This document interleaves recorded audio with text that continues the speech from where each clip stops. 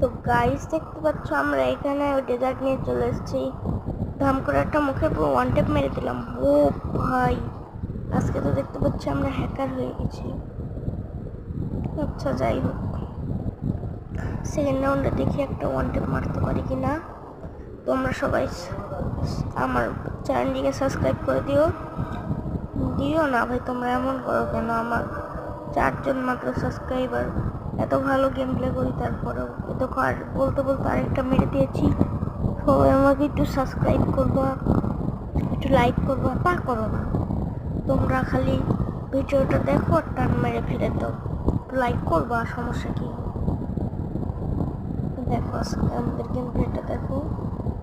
আমরা এখানে one tap মারতে যাচ্ছি।